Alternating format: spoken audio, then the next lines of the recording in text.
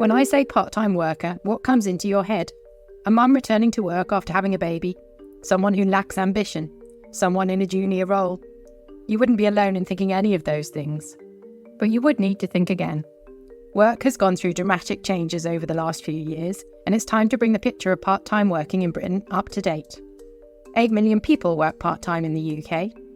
Part-time is of vital importance to our economy. It keeps people in work when otherwise they'd have to leave, and enables them to keep saving for the future. It can also lead to better work-life balance, greater engagement and productivity, progression, and the opportunity to develop other areas of your life. But only when the part-time working itself is a good experience. I'm Claire Campbell. I'm CEO of TimeWise, a social enterprise that believes flexible working is possible in any role and makes for healthier, fairer workplaces. In this podcast, brought to you by TimeWise and the longevity think tank Phoenix Insights, we're identifying and celebrating the elements that make for a good part-time job. We'll listen to some candid conversations from people who work part-time and have made it work for their employer, their career, their development, and their life. In this episode, we've brought together Kelly Keating, who worked at JP Morgan for many years, where she set up a job-sharing platform and is now head of people and culture at the clothing group Passenger. And Andrew Eaton, an entrepreneur who used to manage lots of people in the hospitality industry, who worked part-time and is about to launch a parent-centric co-working cafe in Worcestershire called E02. Andrew and Kelly are two people who have employed and managed part-time workers all their careers, as well as starting to work that way themselves. Let's hear what they have to say. Hi, my name's Kelly Keating. I'm currently head of people and culture at a retail e-commerce brand, but I've had a very squiggly career throughout my 25 years. I've worked in SMEs, non-profits, and over a decade in large global financial services. My name's Andrew Eaton. I solely worked from a very young age in hospitality, so working in hotels, bars, cafes, clubs, everything from serving drinks and food, any of those things, you name it. And I've done it. And I've done that for just less than 20 years. I was a general manager, a multi-site manager, a divisional project lead for certain things within compliance within that industry. And I was training to be an area manager at the time when I made a life transition. What do you believe what attributes and behaviours make for a great manager of part-time people, would you say? There's certain traits, the characteristics that the manager needs to have is curiosity, I suppose. They need to be aware of what someone's going through. They need to have that time management to be able to say, Joe Blogs, what's going on with you? Oh, you've got children, whether that's a part of the recruitment process or an onboarding situation where you kind of really understand and you remove the grey areas and you understand what they need and what they can't do, so you don't make those kind of administrative mistakes. It's having that awareness, and it's about being empathetic towards people's lives, asking those brave questions to people to see where their barriers, their boundaries are. It's interesting listening to you, all of those traits around, curiosity, empathy, listening, and getting to know the person in front of you as a human. To me, they're all excellent attributes for any leader. So, and I think that's the thing. It doesn't have to be different. I think because it is different, people are like, oh, no, I won't be able to deal with that. But I guess just building on it, some practical things. So at interview, even if you are interviewing for a full-time role, ask every candidate, what flexibility do you need to be successful in this role? I've heard so often that people are fearful. They don't it. They don't know when in the interview process to bring it up. Whereas if a manager is being that thoughtful and intentional and saying, what is it you need? And we'll figure out how we can flex to accommodate that. I also remember, having feedback from those that I've managed and when I've been part-time managers that are up front and they might move a team meeting to make sure it's on the day you're in, people not booking meetings on the day that you're out. Sometimes unintentionally people do, and then you get FOMO and then you feel that, I need to dial in for it. Telling people and encouraging people. So I always used to put it on my out of office. And I remember, especially when I was not long back from maternity leave, I'd put my out of office on a Thursday and say, I'm going to spend the long weekend with my son. Look forward to connecting again. It's next week. almost without exception, everyone that saw that pinged back going like, oh, just filled me with joy. What a lovely thing. And it, by putting it out there, it then encourages others to not hide and actually be sort of loud and proud about the flexibility they need and why. But yeah, managers that basically think ahead and don't make you feel guilty or awkward or different, that are just inclusive. And I guess most importantly, as any good manager should do, what is it that you need from me to be successful once you're in? How would you like to be managed? How do you want to be communicated to? How are we going to deal with certain things? I think, again, they're all good manager attributes, but even more important with part-timers probably. Yeah, with follow through as well. Actually, say what you're going to do. I kind of was going back in the pool of my memory of the kind of managers that use their staff. They use them to achieve the sales for that week or the retention levels, and they always lost people very quickly. But actually, as a manager, you're there for them, aren't you? You're there for them to figure out. You have to problem solve that particular issue, whether it's they can only work 16 hours a week or et cetera, and still make it work for everybody, and then and balance the business as well. You're there for them ultimately. It's our role as managers. Yeah, and recognition and opportunity. Don't have them left out. Don't make any assumptions. It might be, though they won't want to do that training course because it's on their day off. Actually, have you sat down and asked them? They might want to. So again, I think not making any assumptions about the person just purely based on their working days or hours as well. Always have that open and honest encouragement, and do recognize them as well. There is proximity bias, and if you've got people around you more that are working longer hours, it will be natural. So to really be intentional with yourself around treating everyone kind of with equity, if you like. Yeah, that's great.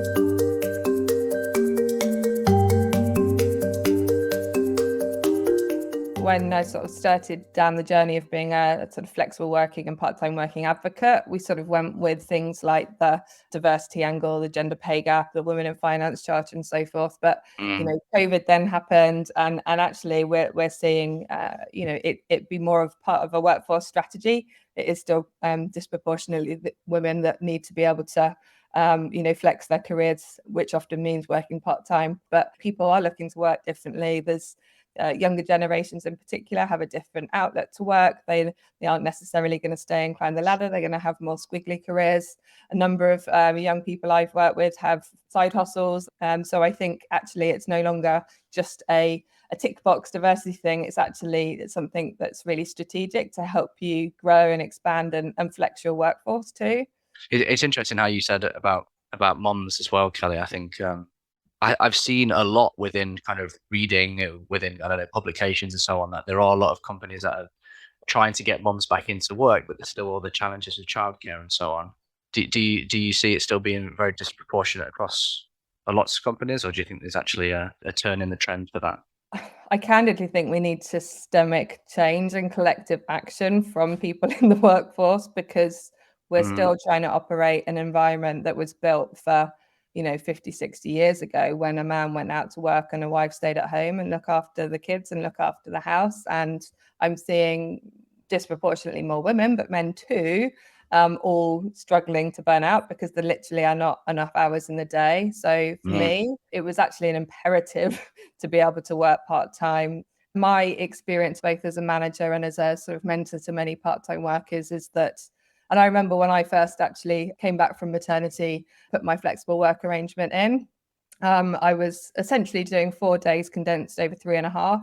And my senior leader said to me, Kelly, I know we'll get more out of you in those days than most people that work full time. And that candidly has been my experience for the majority of part-time workers that I've both managed and known. Sadly, there seems to be quite often inherent guilt in that person, or gratefulness, which again, I think we need to move the narrative of, because actually someone working part-time is being paid less. The likelihood is they will be a lot more effective and efficient. I lost count of the amount of waste I would see with full-time workers, either going for coffees or, scrolling the internet or doing their basic life admin. Because again, if you've got a family of 2 working parents, life still happens. You will still have dentist appointments. You need to take the car in for the service. And part-time workers on the whole, they will book those and do those in their day off. So they are more effective and more efficient, and they tend to just focus on the essentials, in part because of guilt and in part because in reality, a lot of the time, the scope of the work doesn't necessarily reduce, even though the hours do. And especially with things like job sharing, where you literally have got two heads for the price of one. That's two lots of experience, two lots of networks. And maybe I'm a little biased here because I recall, I remember when I first started thinking back on my career, I first encountered part-time workers early in my career when I was in not-for-profit. Not-for-profit have always been a lot more open to different types of flexible working, I would say. And I took over a team and inherited a job share. And I look back at myself and I'm just appalled at what an awful human I was. Like I thought I was being empathetic, but I really wasn't. And they were kind of in an internal facing client type role. And you'd get niggles from people going, oh, I don't know who's in today and I don't know what, but they both did so much work behind the scenes to make it as seamless as possible.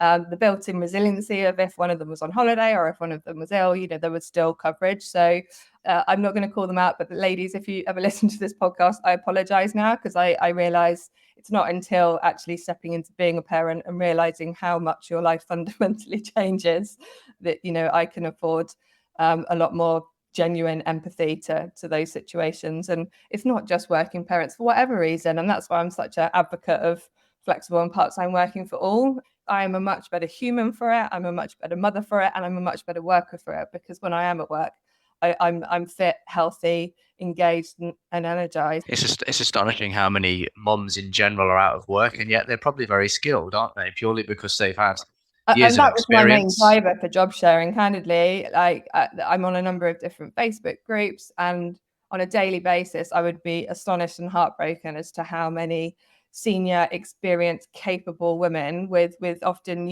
a decade or two of experience that were either unemployed or massively underemployed. The amount of women I've known over the years that have, held really powerful senior roles and then felt that once they've had, especially if you've got more than one child, they've retrained as a teaching assistant, and on minimum wage. And I'm not downgrading teaching assistants, but when these women, have got so much more to offer, it's scandalous, I think. And I think, in this country where we have got a huge skills gap, if companies could be more open to that, still a lot more to do. What do you think could the benefits that could be sold more to people in your industry, do you think, to get them to think beyond just the junior sort of entry level roles?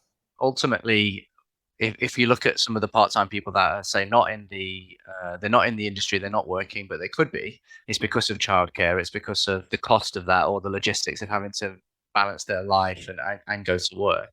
I mean, there's so much that can be done, and it almost seems like the recruitment process could be altered in some way.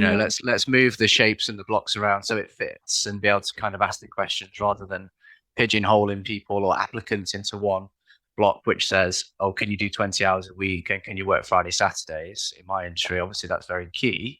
And if they say no to that, then I suppose you just throw that CV away or you just move on. It seems to me like managers should be able to have, or companies should implement processes so their managers can fit people into what the structure of it does go round to that kind of job design, if you like, and recruiters and managers being supported to think a bit differently, to think more strategically around actually what are the requirements of this role, what are the outcomes and outputs of this role.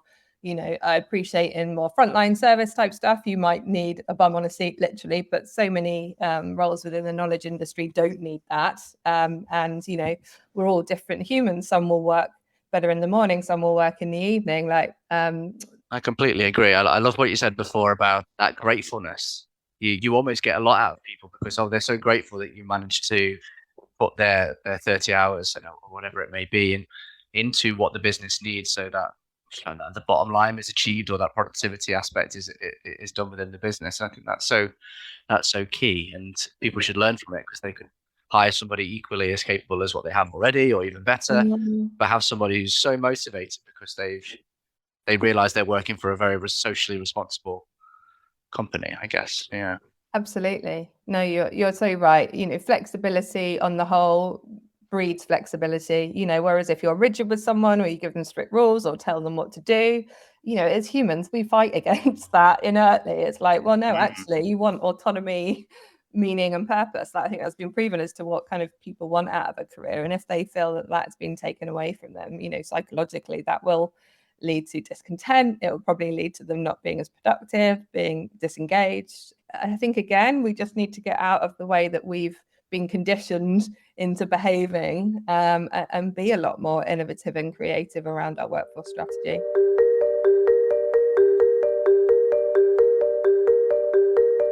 Considering what you said about the improvement of people's lives and my own experience of work-life balance, Kelly, you're absolutely right. Because I myself, I happily went down from what I used to say was that 60-hour a week, checking inboxes at home and then doing 48 hours in the premise itself, to part-time work. And unfortunately, it was forced upon me because I have a health condition. I've got Crohn's disease, and it's not particularly serious, but the impact of too much work, not being able to have a regular routine and diet, and it affected my health. Ultimately, it's quite simple. I also had a daughter during the time of the pandemic, so that really highlighted this disparity between the glory of bringing this beautiful thing into the world and then going straight back into the machine of corporate hospitality. And yes, I suppose like my reflection upon that really is, after 2 years away from it, I moved into freelancing. I realized I was actually quite skilled at many different things. I built an online community through Meetup to talk to people that were going through the same challenges. And obviously, I was a dad going through those challenges at the same time. And a lot of dads feel a bit lonely, and actually connecting dads together was a real kind of eye opener to see this, there's an opportunity here, as well as the fact that people really need the support, which is quite tragic. Along the lines of working part-time, I also was able to study. I was able to take a breather, for a bit, and think of new avenues to go down. And actually, some days just having a day off, having an actual disconnect. I was really proud, of kind of everything that I achieved. And in a nutshell, I was essentially running 2 flagship stores within a company of 4,000. Like the top 2, always in the top 5 of sales performance. And I kind of clung to that with pride, but actually didn't see what was happening to me, or feel it at the time, because of obligation, responsibility, and that pride, as I said. So I did take a step down. I took a few step downs the level of management hierarchy, and kind of started to rebuild again, as well as kind of wanting to stay busy by starting my own company. So I don't really feel like I've stopped working full time, but I've just used my time a lot better. And that self-development aspect for me. So I've learned something to then start something on my own, to still working, keeping my management and my leadership skills sharp, and then spending time with my family, which is, I don't know, you take for granted when bedtime's not happening, right? But sitting with you now and thinking about it, I'm actually blessed. The timing of that burnout and the subsequent actions I took really kind of helped me move forward.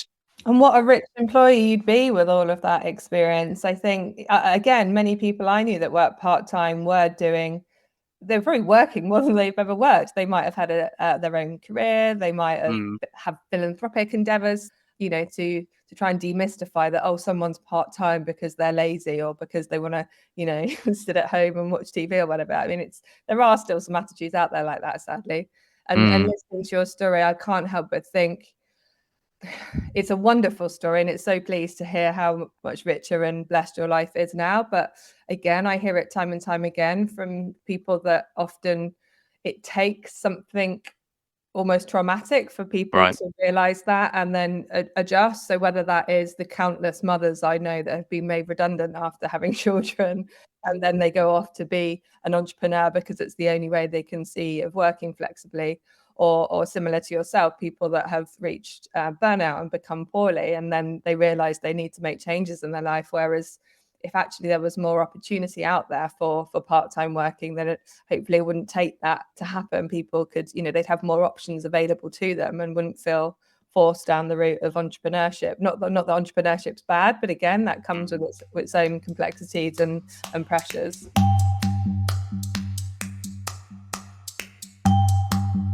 The wonderful part of part-time work, and that I'm fully experiencing right now is the time aspect, that if you do have a certain skill set and you have that drive to create something new, or to just genuinely focus on yourself, you will find a way to manage the finances that, of course, we're missing from not working the full-time salary. But for me, my personal experience is I found the way. I found the way around the challenges of paying the bills, and it's all because I had the time to deal with those things one at a time. Okay, this is my problem, I'll deal with it. This is my other problem, I'll go that way. And then you create these good habits. I realize Kelly might have a different point of view, or anybody in my situation would have a different way of tackling. But for me, I got to spend time on studying, working in a different sector, meeting different people that really inspired me, gave me different ideas for me to really build upon for the business that I want to bring to the UK. And that health aspect, that time spent on health, self-development, fitness for me, and then seeing the impact on you and your decision making, and your mood, all these different things that wouldn't be possible unless I was in that full-time bubble of just achieving that week by week, month by month kind of managerial kind of routine that I was very much in. Who wouldn't agree with that, Andrew? Just listening to you, to have that opportunity to step off that hamster wheel and be more conscious. Like, surely we should be designing careers and roles where everyone can actually be fully human, rather than just constantly on the edge of burnout. It's I don't know, it just seems so simple to me. But I guess from my perspective, I would sum up with, part-time doesn't mean part-time commitment. It actually often means far greater output, far greater productivity, much better loyalty. So I think if we can think from a place of abundance rather than scarcity, what more can we get? We can get fit, committed, loyal, healthy, productive, engaged, innovative employees because of exactly what you've just described. I love Kelly's closing comments there about the value of part-time workers, about the abundance of skills and experience employers can benefit from. What's clear is that if we get beyond the idea that someone has less to offer purely because of the hours they can do, then as a manager you can be rewarded with a great talent pool to draw from. Our TimeWise research shows that only 12% of jobs are advertised as part-time in Britain, far fewer jobs than there is demand for. So if you are advertising a role in your team, ask yourself, could it be done part-time? Could we cut this differently to enable someone great to join the team? And if you do have part-time staff in your team, are you supporting them in the way Andrew described, getting to know them, asking brave questions to understand their wants and needs? Are you asking them, as Kelly does, what they need from you to be successful? And finally, if you are a part-time worker, remember you're in a working arrangement that benefits both parties. Your employer gets access to your great talents and skills for less. You have as much right to training and benefits as your full-time colleagues. And if key meetings and socials keep being arranged on the days you can't make, don't be afraid to question it. Work should be a place everyone can develop and thrive.